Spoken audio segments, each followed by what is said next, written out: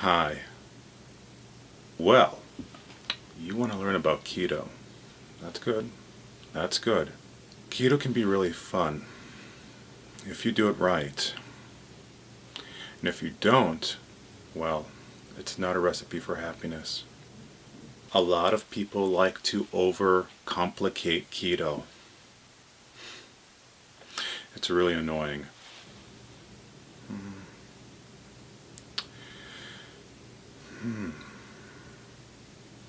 Tips for the beginning ketoer. Something that you should know. Well, there's a lot of things you should know. There's a lot. If you do keto wrong, it could cause a lot of damage. It could be unhealthy. You might become discouraged, and it would suck. So what are some things you should know? Something that you could really use along this way. I can give you information. I can help you. I can tell you things that you should know, that you'd probably find useful down this path. It's a long road, and there's a lot to learn. So, what's one thing that you should really know?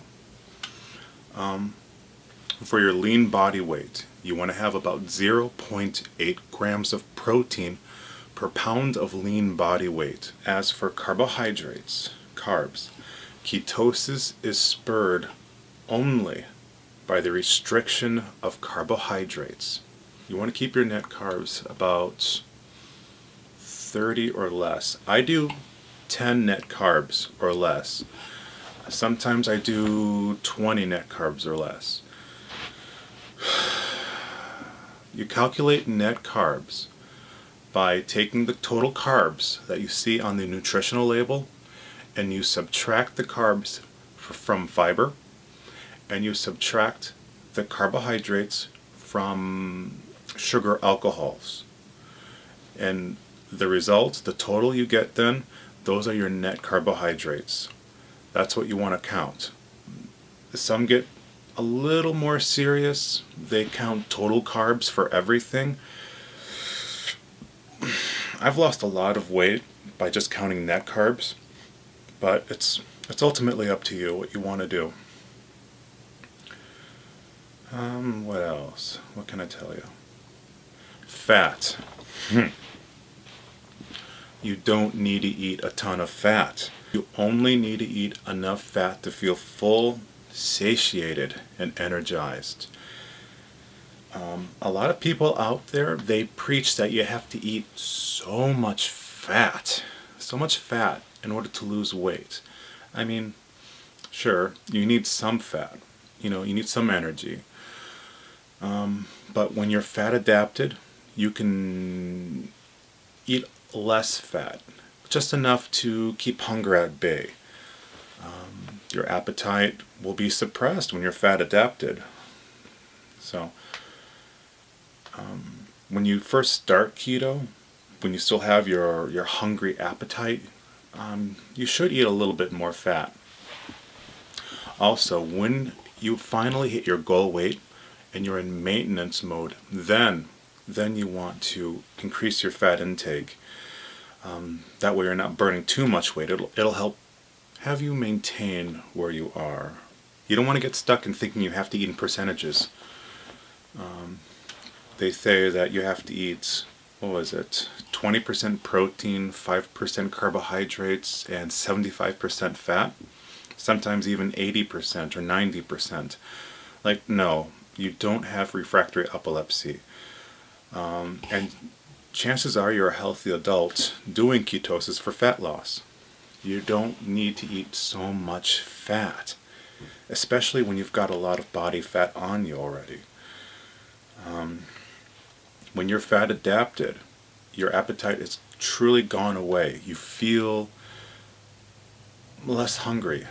Your appetite goes away. Because of that, your body can eat off of its own body fat. It's not like the starvation mode you think you've heard of in the past. No. When you're fat adapted, that means your mitochondria are adapted. They've changed. They've switched gears. This means that instead of processing sugar as energy, they now process fat. That means your mitochondria are using fat as fuel. They're metabolizing it, not sugar, fat. And what will the body do when it's fat adapted in the absence of food? It'll start tapping into its body fat very effectively, because your mitochondria are fine-tuned to use that fat that's stored as energy in your body. Why do you think that we have body fat stored within us? Think about how it was for our ancestors well over 10,000 years ago. What was it like before the advent of civilization, before agriculture?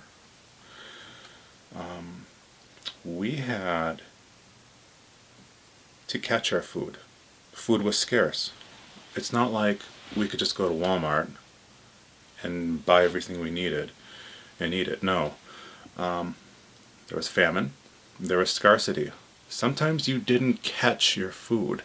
You don't like running, you're screwed. So the hunters, they would live off their body fat. They were in a ketogenic state. They didn't have processed sugar back then. They didn't have a Snicker bar. During times of scarcity, they lived off their own body fat. When their mitochondria were metabolizing, using their stored fat, ketones were also released.